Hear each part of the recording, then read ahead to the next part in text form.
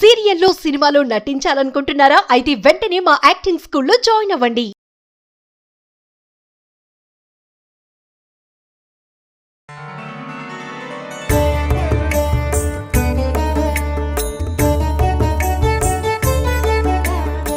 Suman TV వీక్షకులందరికీ నమస్కారం. సంస్కృతి కార్యక్రమానికి స్వాగతం. లక్ కలిసొచ్చే ముందు ఏమైనా సూచనలు ఉంటాయా? ధనవంతులు భాగ్యవంతులు అవుతున్నప్పుడు ఏమైనా సూచనలు మనకి ప్రకృతి అనేది తెలిసేలా చేస్తుందా? ఈ విషయాల గురించి మనందరికీ తెలియచేయడానికి మనతో ఉన్నారు ప్రముఖ జ్యోతిష్య పండితురాలు, లలిత కళా సరస్వతి బిరుదాంకితురాలు, ప్రముఖ ప్రజ్ఞాశాలి అయిన డాక్టర్ చంద్రజ వాడపల్లి గారు. నమస్కారం అమ్మా. నమస్కారం అమ్మా. ఎలా ఉన్నారు? బాగున్నాను శిల్ప. అమ్మ, నేను ఒకటి అడుగుతాను. చెప్పమ్మా. నేను లక్కీ కానా, అవునా కాదా? నువ్వు చాలా లక్కీ. నువ్వు బ్రహ్మాండంగా లక్కీ కాబట్టే మా అందరి చేత నీళ్లు తాగించి మరీ వీడియోలు చేయిస్తున్నావు. అమ్మ, అంత మాట వద్దమ్మా. అంటే కొందరికి లక్కీ అవ్వాలి. కొందరికి లక్ కలిసి వచ్చే ముందు కొన్ని సూచనలు ఉంటాయి, లేదంటే ఆ మనీ వచ్చే ముందు కొన్ని సూచనలు ఉంటాయి. అదేవిధంగా భాగ్యవంతులు, ధనవంతులు, లేదంటే వాళ్ళు అనుకున్నవి ఏదో తీరని అన్నీ అయ్యేటప్పుడు ప్రకృతి కూడా కొన్ని సూచనలు ఇస్తుంది అని చెప్పి మీరు ఒక మాట అన్నారు. ఇస్తుంది ఖచ్చితంగా అని చెప్పారు. అసలు నిజంగా జరుగుతాయా? ఆ సూచనలు ఏంటి? ఏ విధంగా తెలుసుకోవచ్చు అంటారు? చెప్తాను. సుమన్ టీవీ వీక్షకులకు, అశేష ప్రజానీకానికి నమస్కారం అండి. కలో వెంకట నాయక, ఆ వెంకటేశ్వరుని కరుణాకటాక్షం చేత ప్రజలందరూ సుఖ శుభ సంతోషాలతో జీవించాలని మనస్ఫూర్తిగా కోరుకుంటూ, అదృష్టం ఏదైనా లక్, అదృష్టం లక్ మీన్స్ అంతే కదా. ఏదైనా మార్పు జీవితంలో పెను మార్పు, అది శుభ సంకేతం. శుభ మార్పు ఏదైనా, గుడ్ చేంజ్ ఏదైనా వచ్చేటప్పుడు, మనీ వచ్చే ముందు, అంటే మీరు క్యాలెండర్లో పేజీ తిరగబడినట్టుగా మీ దళక ఇన్కమ్ సోర్సెస్ కానీ ఏదైనా ఒక లక్ కానీ పెరిగి వచ్చేటప్పుడు దానికి ముందర వచ్చే సంకేతాలు తప్పకుండా ప్రకృతి మనకు సంకేతాలు ఇస్తుంది. ఎందుకంటే ఓవర్ నైట్లో కోటీశ్వరులు అయిపోవడం అనేది బ్లండర్ అనమాట. అలా అవ్వదు. కానీ రాబోయే రోజుల్లో మనకి లక్ వచ్చేస్తోంది. ఇబ్బందుల విషయాల్లో కూడా కొంచెం సూచనలు కనిపిస్తాయి. కొంచెం కాదు, చాలా కనిపిస్తాయి. మనం నెగటివిటీలో పడిపోతూ ఏదైనా నెగటివ్ ఫలితాలు అందుకోబోయే ముందు కూడా గొప్ప సూచనలు ఉంటాయి. అలాగే మనం బాగుపడేటప్పుడు కూడా మంచి సూచనలు ఇస్తుంది. అది ఎటువంటి సూచనలు ఇస్తుంది ప్రకృతి మనతో ఉంటే అన్నది ఏంటంటే, మనం ప్రకృతికి ఎంత దగ్గరగా ఉంటే మన జీవితం అంత సుఖంగా ఉంటుందని ఆరోగ్యపరంగా రుజువైపోయింది. అలాగే సూచనలు కూడా మనం బాధపడే ముందు సూచనలు ఇస్తుంది, అలాగే బాగుపడే ముందు సూచనలు ఇస్తుంది. బాధపడే వీడియో మరొకటి చూసుకోవచ్చు తప్పకుండా. విశేషం అది. ఎందుకంటే అందరికీ తెలియవు. అవును, తెలియవు. తెలిసి కూడా మర్చిపోవచ్చు, చెప్పలేం. వీటి వల్ల మనం కరెక్ట్ చేసుకునే అవకాశం ఉంటుంది. ఇప్పుడు నువ్వు లక్ తరుముకొచ్చేటప్పుడు వచ్చే సంకేతాలు ఏమిటని అడుగుతున్నావు. ధనవంతులయ్యే ముందు ఇదివరకంటే ప్రకృతిలో భాగంగా మనిషి జీవించేవాడు కాబట్టి ఆటోమేటిక్గా చుట్టూ పూల చెట్లు ఉండేవి, తోటలు ఉండేవి. ఇలాగేవో ఎక్కువ మంది మన ఇంట్లోనే బోల్డ్ పూల చెట్లు ఉండేవి, మనకు తెలిసేది. అంటే అప్పుడు ఇల్లు చిన్నగా ఉన్నా చుట్టూ కూడా పెద్దగా ఉండేది, వాతావరణంతో చక్కగా మనసులు పెద్దగా ఉండేవి. ఇప్పుడు ఇళ్ళు పెద్దగా అయ్యి మనసులు చిన్నవైపోతాయి. అట్లా కూడా ఉంది చాలా చోట్ల. అయితే ఇప్పుడు ఏంటంటే ప్రకృతికి దూరంగా, ఆధునికతకి దగ్గరగా, కృత్రిమంగా బతకడం మనకు అలవాటు అయిపోయింది కాబట్టి మనకి ప్రకృతి సూచనలు కొంచెం తగ్గి స్వప్న రూపంలో ఇస్తున్నాయి, కళల రూపంలో వస్తాయి. అయితే ఎటువంటి కళలు వస్తే మనకి సూచన అంటే, అదృష్టానికి సంబంధించి మన ఇంట్లో పూలు ఉంటే, 2 పాయింట్లు శిల్పిగా, మన ఇంట్లోని పూల చెట్లు ఉన్నాయనుకో, మనకేదైనా అదృష్టం మనకి త్వరలో తలుపు తట్టబోతోంది అన్నప్పుడు ఆ పువ్వుల చెట్టు, ఫర్ ఎగ్జాంపుల్ మందార చెట్టు ఉందనుకో ఇంట్లో, ఆ మందార చెట్టు మనకేదైనా కలిసి వచ్చే ముందు మనం దాంతో ప్రేమగా ఉంటే, అది ఇఫ్ అనమాట, ఇఫ్స్ బట్స్ ఉంటాయి. అదృష్టానికి షార్ట్ కట్స్ ఉండవు ఎప్పుడూను. రాత్రికి రాత్రి కోటీశ్వర్లు అయిపోవడం అనేది ఎక్కడా జరగదు. డౌన్ అవటం అయితే జరగవచ్చేమో, కానీ డౌన్ అయిపోతాం. ఒక్క రోజులో డౌన్ అయిపోవచ్చు. ఏదైనా బిల్ట్ చేసుకోవడానికి కదా టైం పడుతుంది, నిలుపుకోవడానికైతే జీవితం సరిపోదు. అట్లాగా ఒక మందార చెట్టు ఉందంటే ఆ మందార చెట్టు తన కెపాసిటీకి మించి పూలనివ్వడం మొదలెడుతుంది. అదొక సూచన. పాపం చెట్టు చూస్తే సన్నంగా ఒక 4-5 కొమ్మలతో బ్రాంచెస్తో ఉండి చిన్నది ఇంతే ఉంటుంది.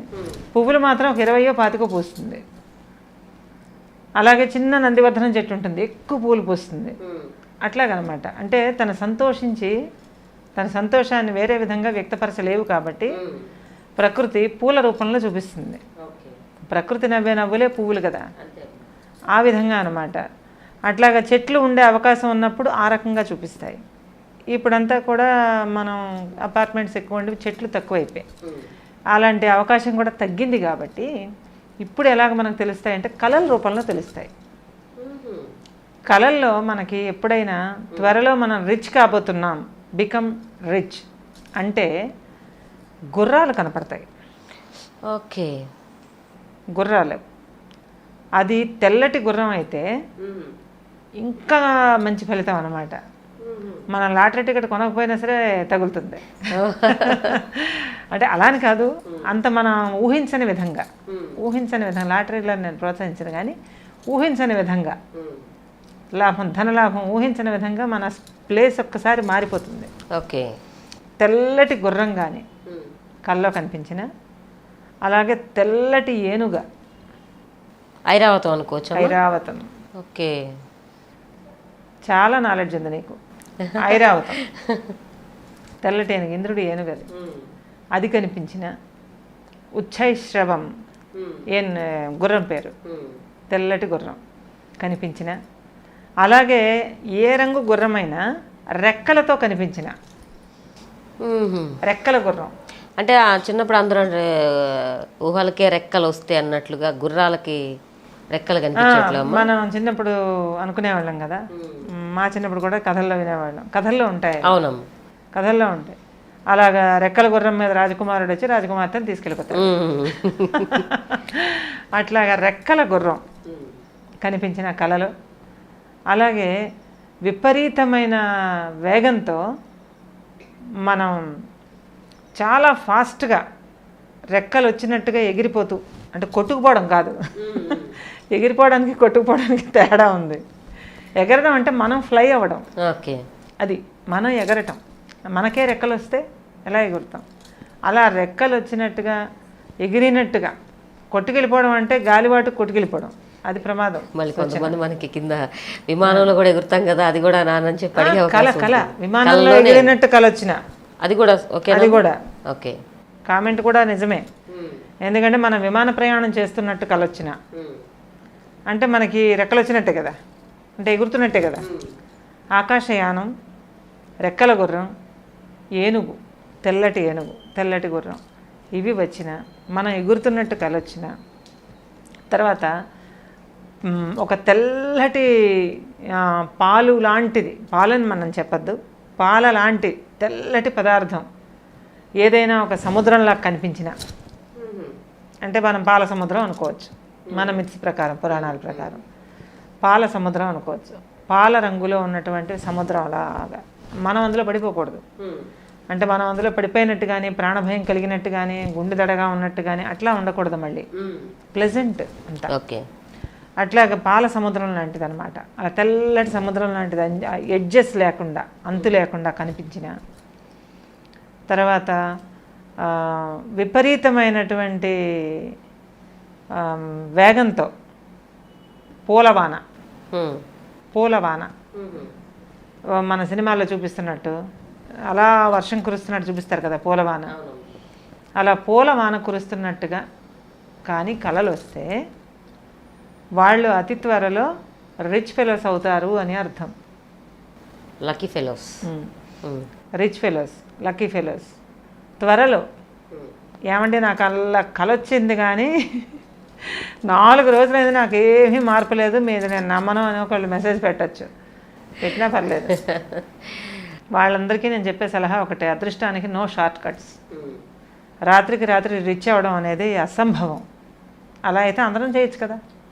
ఇప్పుడు మీరు చెప్పారు కాబట్టి అవన్నీ ఊహించుకుని కొంతమంది ఆ కళల్లో అవే వచ్చినాయి మాకు రాలేదని చెప్పి అనుకోవచ్చు కూడా. అలా అని కాదు, మనకి తెలియకుండానే మన కళల్లో అవి రిపీటెడ్గా కనపడతాయి. ఓకే. అంటే ఒకసారి వచ్చి మాయమైపోవటం కాదు, ఒక నెల రోజుల టైంలో 2-3 సార్లు కనపడతాయి. ఇంట్లో ఉన్న పూలు వాటి కెపాసిటీకి మించి పూస్తూ ఉంటాయి. అట్లాగే ఇంట్లో ఉన్న పాలు ఎప్పటికీ ఖర్చు కావు. అంటే ఆ రోజు మనం తాగపోతే ఎప్పటికీ ఖర్చు కావు, నిలబెడితే విరిగిపోయినా ఖర్చు కావు, ఇలాంటి కామెంట్ కావాల్సిందే. అంటే ఒక్కోసారి మనం చూస్తూ ఉంటాం, 3 ప్యాకెట్ల పాలు తెచ్చుకున్నా మధ్యాహ్నం అయ్యేసరికి ఖాళీ అయిపోతుంటాయి. మనం తాగినా తాకపోయినా ఏదో ఒక రకంగా ఖర్చు అయిపోతుంటాయి. అది మన వల్లే ఖర్చు అవుతాయి, కాదనలేదు. హేతువాదానికి వీటికి అంత ఉండదు. కానీ పాలు మిగులుతూ ఉన్నా, అది లైవ్ ఎగ్జాంపుల్, అది పాలు మిగులుతూ ఉన్నా, చెట్లు కెపాసిటీకి మించి పూసిన ఈ సూచనలు కనిపిస్తే మాత్రం కంపల్సరీగా ఖచ్చితంగా వాళ్ళు త్వరలో రిచ్ ఫెలోస్ అవుతారు. లక్. సో మీ మాటల్లో ఎవరికైనా సరే రిపీటెడ్గా మీరు చెప్పిన అంశాలు అనేవి ఉన్నాయి అంటే మాత్రం వాళ్ళ ఫ్యూచర్లో ఖచ్చితంగా ఒక మంచి ఏదో ఒక రూపంలో వాళ్ళకి లక్ అనేది ప్రమోషన్ కావచ్చు, వ్యాపారం ఇబ్బడిముబ్బడిగా పెరగడం కావచ్చు.